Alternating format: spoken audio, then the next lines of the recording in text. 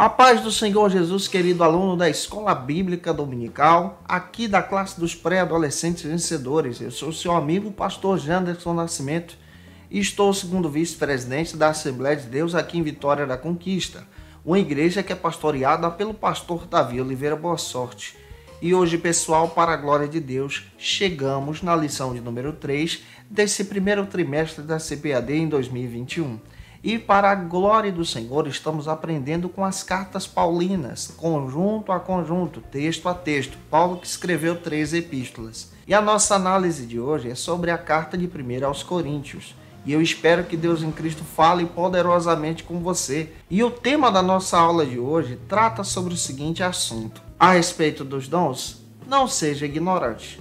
A nossa análise de hoje, como disse a você, parte do princípio da carta de 1 aos Coríntios. Você, gente boa que está chegando por aqui, aproveita, se inscreve no nosso canal, passe a ser um dos nossos alunos, deixa aí o likezinho, o teu joinha, porque com isso você ajuda muito a gente a falar de Jesus, compartilhar a palavra de Deus, a alcançar mais vidas para Cristo. Aproveita também, gente boa, deixa aí o teu comentário, hashtag Glória a Deus e participe conosco. A nossa aula de hoje tem esses objetivos de apresentar as epístolas paulinas. Nós estamos com uma ferramenta muito especial que é o Facilita EBD, onde você pode encontrar materiais, recursos para professores da Escola Bíblica Dominical. Você acha treinamento para professor? Gente, vale a pena você dar uma olhadinha no site do Facilita. A gente está comentando aqui as lições de adultos, jovens, juvenis, discipulado, adolescentes vencedores e pré-adolescentes também. E gente boa, a nossa aula de hoje tem o texto bíblico, temos alguns objetivos e alguns pontos para poder trabalhar juntos. Então vamos deixar de conversa e vamos para a aula de hoje em nome do Senhor Jesus.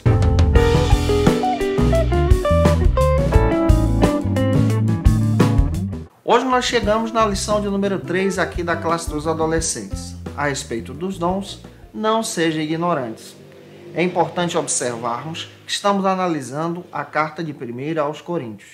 E é claro que antes da gente entrar na ministração, temos alguns textos base para poder te indicar como referências. De repente você quer aprofundar sobre o assunto. Temos aqui um texto em mãos, que é o texto do pastor Hernandes Dias Lopes, 1 aos Coríntios, como resolver conflitos na igreja. Esse material é um resumo de diversos comentários bíblicos que o pastor Hernandes Dias Lopes fez da editora Agnus. Vale a pena você dar uma olhadinha nesse material se você quer aprofundar nesse assunto nesse trimestre.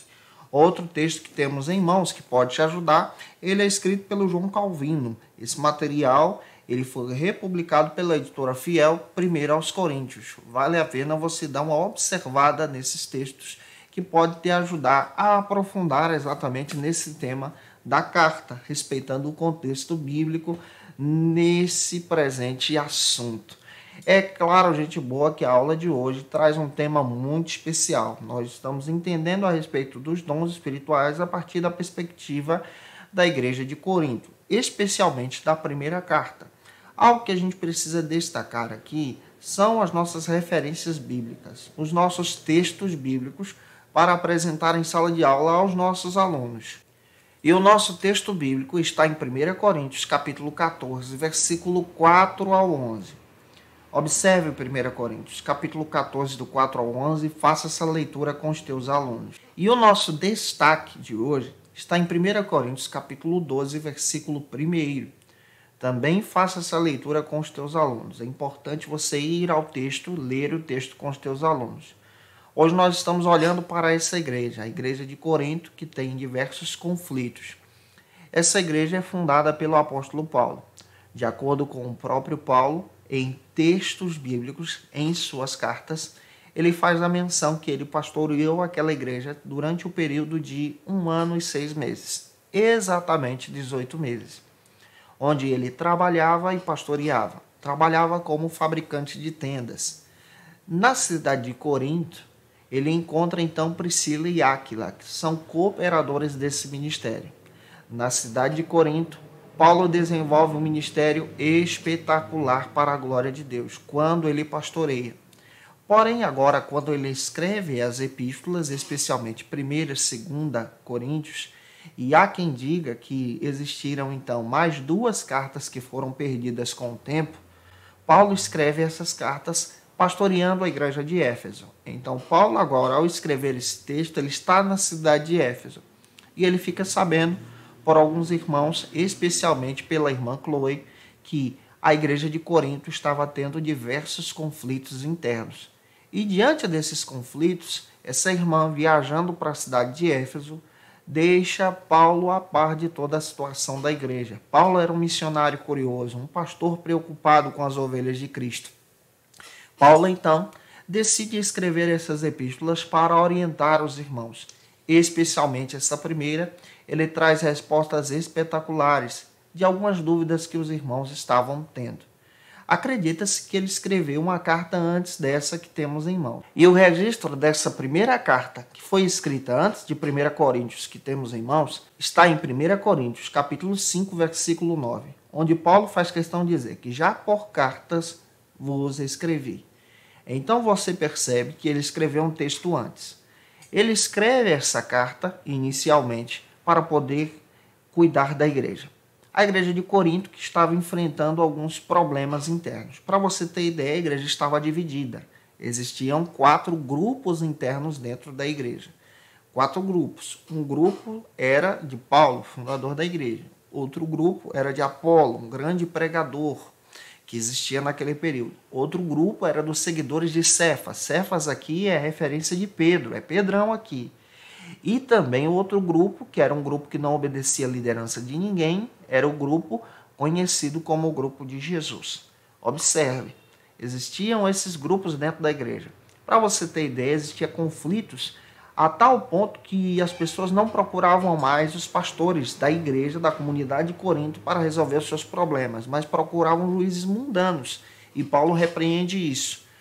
Do capítulo 1 ao 3, ele bate forte nisso, falando que a igreja não foi comprada por ele, mas a igreja de Cristo, que ele não morreu na cruz, mas foi Cristo que morreu. Então, Paulo deixa claro que o dono da igreja é Jesus. Paulo, no capítulo 5 da primeira carta, ele também alerta aos irmãos a repreenderem um jovem que estava tendo relações sexuais com a sua própria madrasta. E ele faz questão de dizer que esse jovem não poderia ter liderança na igreja e os irmãos estavam achando isso normal. E pede aos irmãos para repreender aquele jovem e tirar ele do meio da comunidade. Observe isso na Bíblia. Até o capítulo 7 ele responde alguns conflitos. Do capítulo 7 em diante, ele começa a responder agora algumas dúvidas dos irmãos que com certeza escreveram para ele antes. A partir do capítulo 7, ele responde algumas dúvidas sobre a questão do casamento, do divórcio, do novo casamento.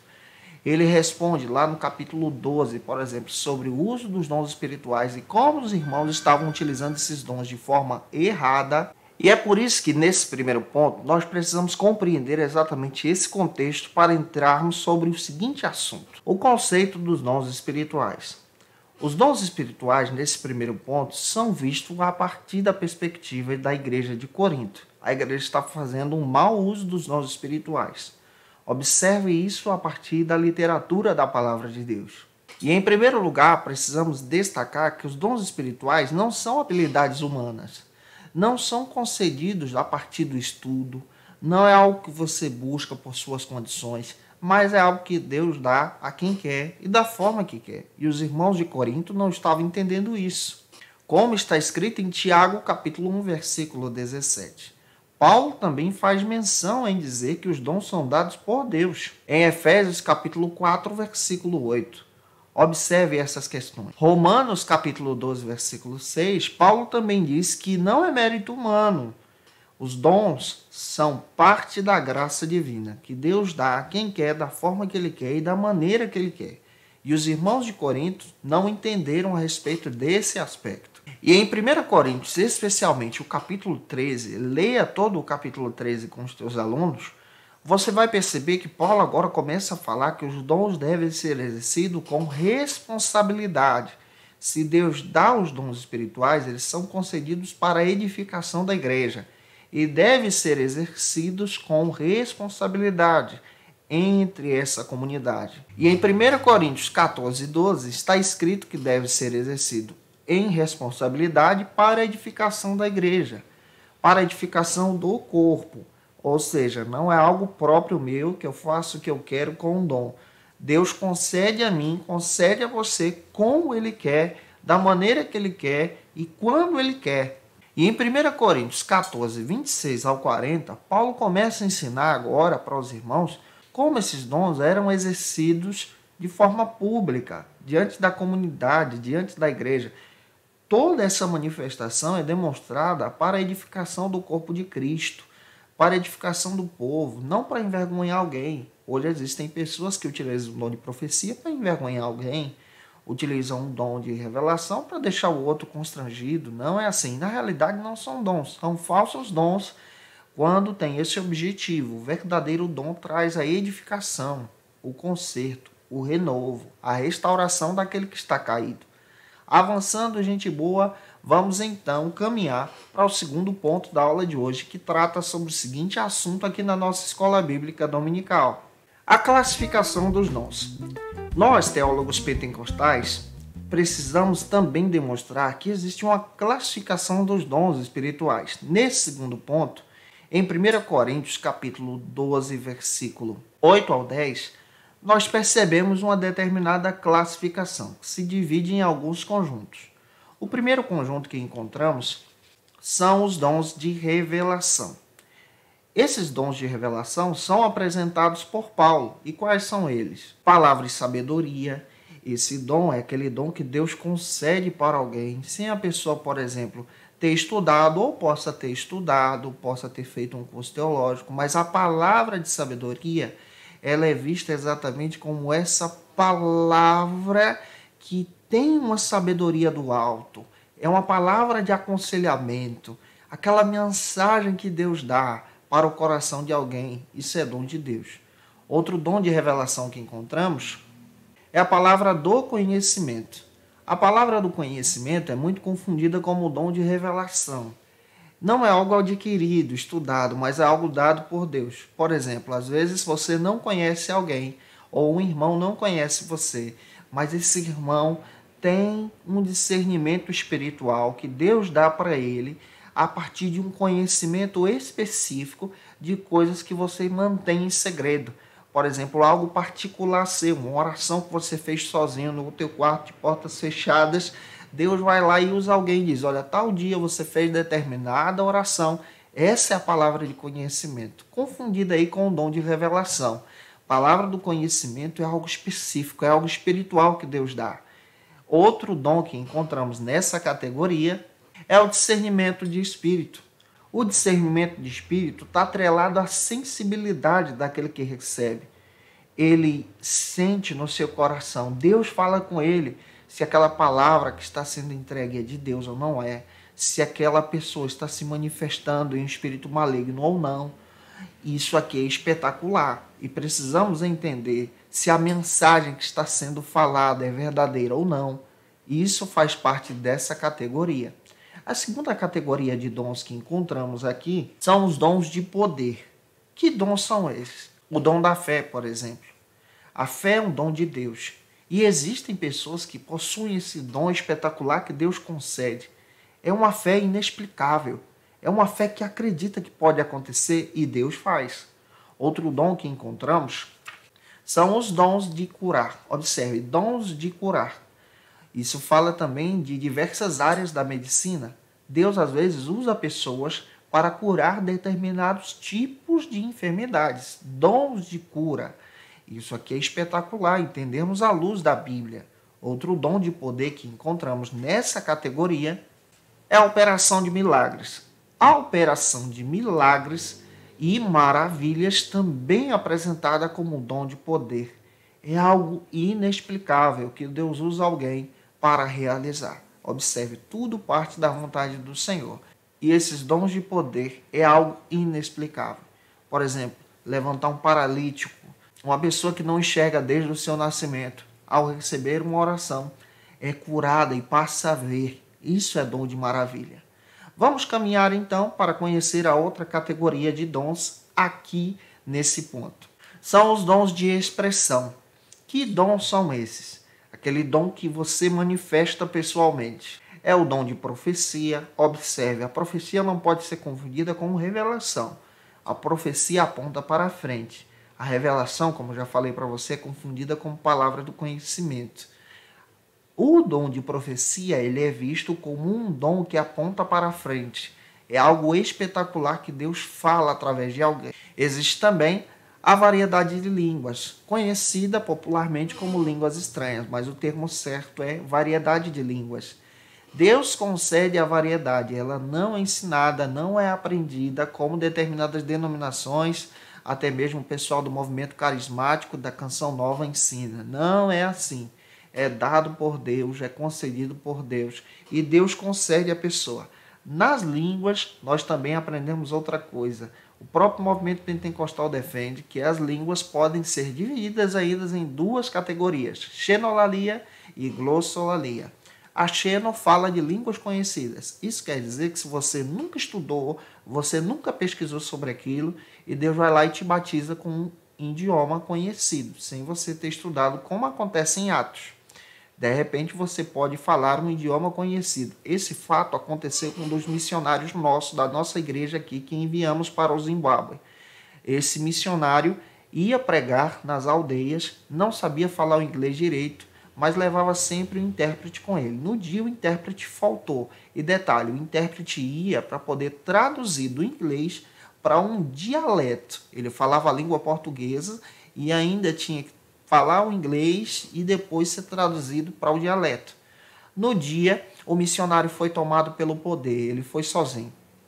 Cheio do poder de Deus, começou a pregar em línguas. Cheio do poder de Deus. E os que ouviram a mensagem testemunharam.